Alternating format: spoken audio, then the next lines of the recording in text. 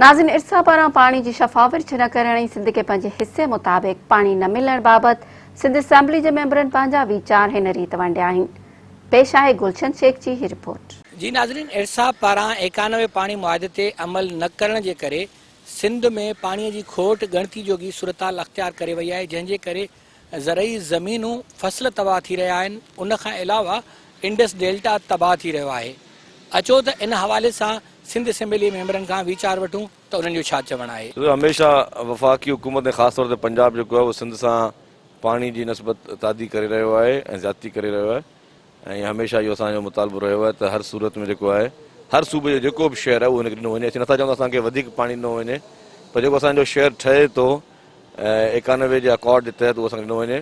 पर अनफॉर्चुनेटली जेका ॾाढाई कई थी वञे पंजाब जी तरफ़ां उहा क़ाबिल बर्दाश्त न आहे। माण्हुनि लाइ जेको आहे उहो तमामु घणा मसइला आहिनि। हमेशा खां वठी सिंध सां पाणी जे सिलसिले में या जेकी ज़्यादती थींदी पई अचे ऐं आउं सम्झां थो त हींअर सिंध इहो आवाज़ बि उथियारियो आहे ऐं ख़ाली जेको पाणी इहो अचे थो जे बलोचिस्तान अलॻि असांजे पाणी खे चोरी कंदो आहे, पंजाब अलॻि पाणी खे चोरी कंदो आहे। हिन वक़्तु पाणी जी इंतिहाई शदीद ज़रूरत आहे ऐं जहिड़े तरीक़े सां तव्हां कराची जी ॻाल्हि कई ऐं कराची जे अंदरि बि पाणी जेको किंजर खां अचे थो त आउं सम्झां थो त उहो पाणी जेको बि अचे थो उन तरीक़े सां पहुचे थो, पर पाणी जी खोट तमामु घणी आहे। 450 MGD पाणी हिन वक़्तु कराची अचे थो त पाणी हिते असांखे खपे तक़रीबन कोई 1000 MGD पाणी तॾहिं वञी जेको सो कराची जे हिन आबादी खे कवर करे सघे थो।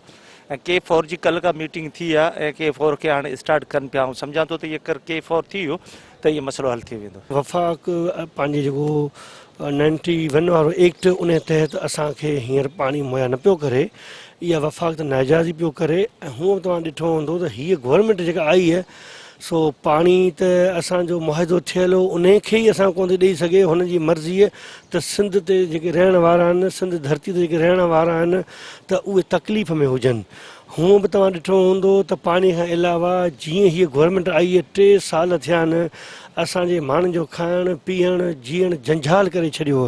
हिननि खां को कमु थिए नथो, पोइ हीअ छा कनि, पोइ इशू मथां इशू पिया पैदा कनि।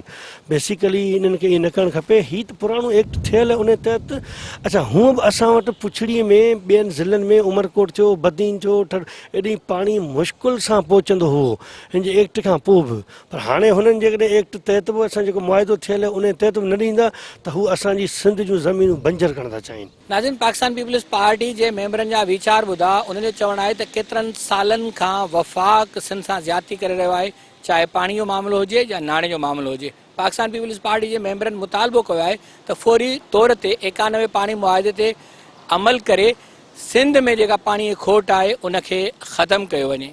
कैमरामैन जावेद खान सां गॾु गुलशन शेख, मेहरान TV, कराची।